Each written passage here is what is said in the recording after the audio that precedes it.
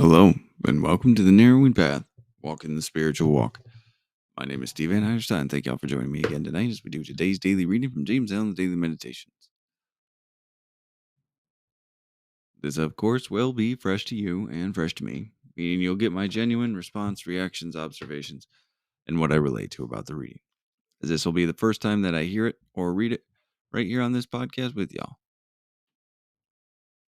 I'm looking forward to today's. This is over halfway through November now, and yesterday's was I love the concept of destroying our idols.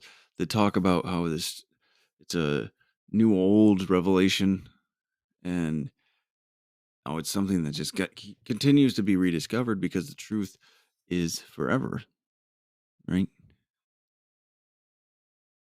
That's the only thing that exists. Everything else is temporary. So it was. I love the reading yesterday. I've had many false idols, none of which I knew they were. So here we go. Let's go ahead for today's November 16th reading from James Allen's Daily Meditations.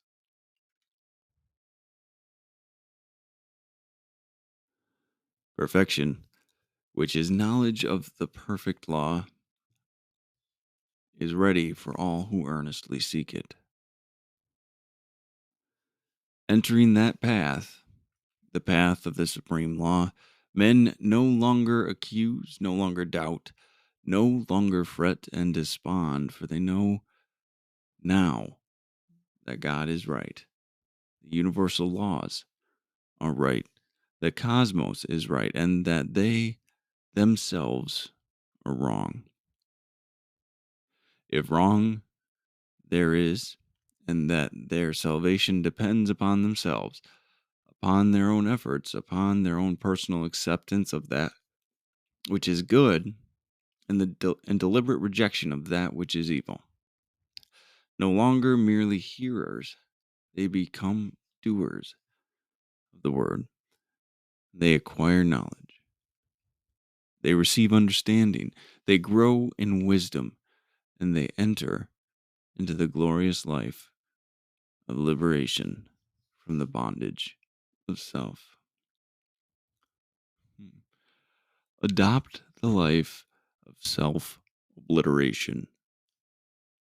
Well, that's a attention catching word right there at the end, isn't it? Adopt the life of self obliteration. This reading might be from a book called Above Life's Turmoils. It's got a bunch of sections in it, and I remember distinctly that book mentioned more than once the bondage of self, which is a phrase that I recognize due to 12-step recovery, and feel like they probably borrowed from James Allen, actually. But there could be other places it was referenced, of course.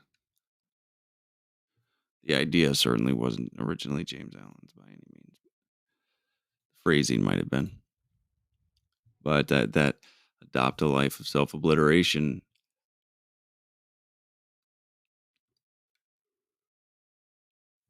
that might be a catching term for many today. Because it sounds very triggering for people. I don't like using that word, to be fair. You know, everyone's changing words today to try to make things not seem so bad, but the reality of it is it's just our associations with the words that are triggering. And if I'm getting triggered, I'm the problem. I feel like people are trying to hide individuals from the reality of situations through changing language. There's something to be said for that. Language needs to be accurate, which I understand. But changing language to avoid the weight of reality is a very scary game to play. So let's go through this and Well, we'll dig into this one. Perfection, which is knowledge of the perfect law, is ready for all who earnestly seek it. Now, perfect, perfection, these are words that have also been discarded due to maybe a faulty understanding of what it means. Perfectionism, perfectionist. These are words that have been bullied. That's not the right word. Demonized, right? And for good reason, and for the ways they initially display them, but to be functionally perfect in every human being's eyes is impossible. But perfection, which is knowledge of the perfect law, right? Which is knowledge of the supreme law, the divine law. It's all the same thing. The law of love and service and spirit and soul. Perfection is, which is the knowledge of these laws, is ready for all who earnestly seek it.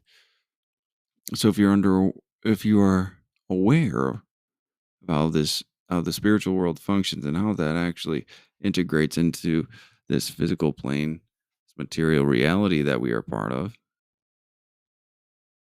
when you can actually understand that, then you can actually strive towards perfection, because perfection isn't necessarily a um, material physical observation. Perfection is more so adherence to spiritual principle and virtue.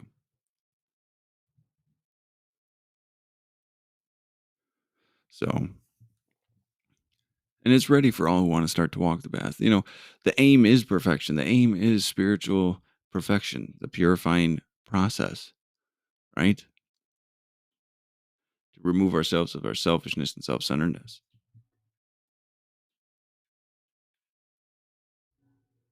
That's why we walk this. That's why we do the things we do.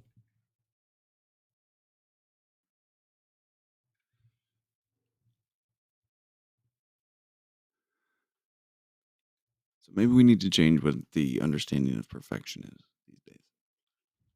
I know I needed to. Entering that excuse me, entering that path, the path of supreme law, men no longer accuse, no longer doubt, no longer fret and despond, for they know now that God is right. The universal laws are right. The cosmos is right, and they themselves are wrong. If wrong there is, and that their salvation depends upon themselves, upon their own efforts, upon their personal acceptance of that which is good, and deliberate rejection of that which is evil. Now, just to be very clear, that was all one sentence. So there's a lot packed into that. So that was 2/3 of the main body of this reading. Entering the path of the supreme law, so the path of good, the path of righteousness, Christ like ideals, right? When we've been talking about perfect law. When we start walking that path, we take this accountability, we take this understanding, this perspective. Men no longer accuse. We're not pointing fingers anymore. When you start walking this path and you truly take it into your soul and your character, you stop pointing fingers. They no longer doubt. Doubt is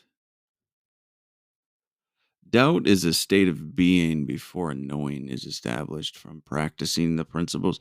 So when you begin to practice spiritual living and practice spiritual principles and practice spiritual virtues, things will change. The doubt will disappear. It's no longer needed. No, the next thing is no longer fret and despond. Worry, get themselves worked up be despondent, depressed. Let me look that up just to make sure I don't have the wrong definition of despond.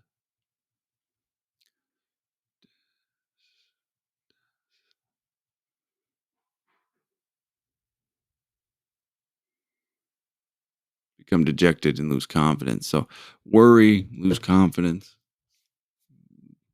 depression. No longer fret and despond, for they know that God is right. The universal laws are right, and the cosmos is right. Right. So we've changed our understanding that we're right, and our understanding is right because we want it to be, because we want to be in charge of things, because we want to be that alpha and the omega. And we change it to God is right, the universal laws are right, and the cosmos is right. And they themselves are wrong. I myself was wrong. That was one of the first things I had to be willing to entertain when I got sober, which really led to a accumulation of knocking down walls and new knowledge that I needed to actually take in because of it. The first belief change of I was wrong. If wrong there is,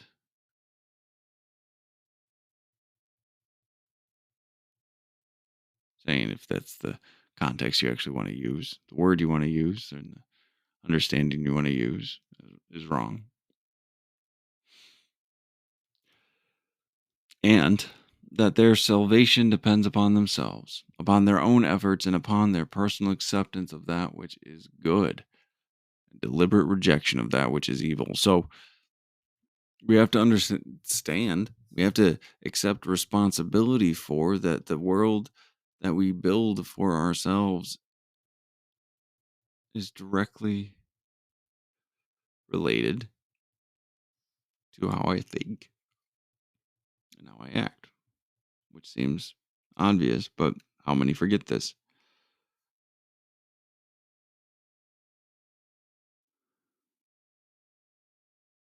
The effort I put into following a spiritual way of life is the measure of the output I will get as well. And my salvation depends on it. I believe that. Upon their own efforts, upon their personal acceptance of that which is good. So, accepting that which is good, understand, then furthering our depth and understanding of that which is good, and then deliberate rejection of that which is evil, which we all know from previous readings means ignorant, which means darkness, right? Because the light of knowledge has not come and illuminated that for an individual yet. So it's a dark place to be. No longer merely hearers, they become doers of the word. Such an important thing. A lot of us, and at times even myself, I love to listen to beautiful messages, powerful and awe-inspiring speeches.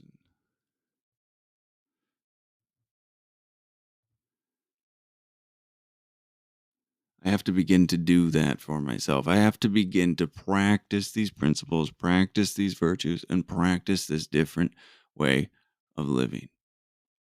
I become a doer of the word, and they acquire knowledge, they receive understanding, and they grow in wisdom, and they never enter into glory, and they enter into the glorious life of liberation from the bondage of self. So, when we practice these principles in our actions and our habits, we begin to acquire knowledge. The knowledge is so important. Then we receive understanding. We get perspective from practicing this way of life.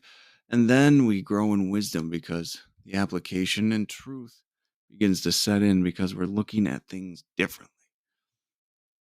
What a glorious, glorious promise that is. And then, when we do this, and we will enter into the glorious life of liberation from the bondage of self, from my own selfish passions and emotions and desires that have imprisoned me for so long. So long.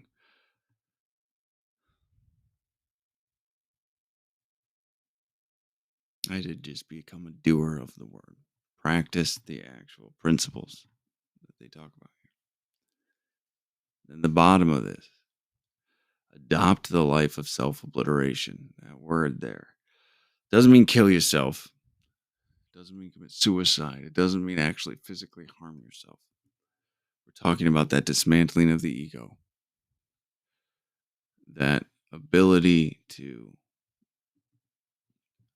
be humbled and right sized.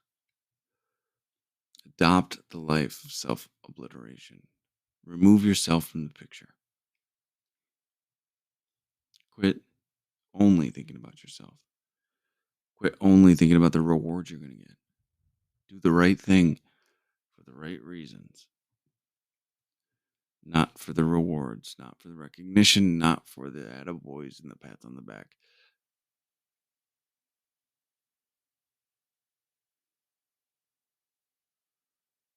Do it for the right reasons. So, adopt a life of self obliteration. It's very important. Destroy that ego regularly. So, all right. Well, there we go. That's the end of the reading today. Thank y'all for joining me again for another beautiful reading as we start to tie up 2023. What a year it's been. I can tell you that. So, but I'm looking forward to tomorrow's. So, until next time. Thanks.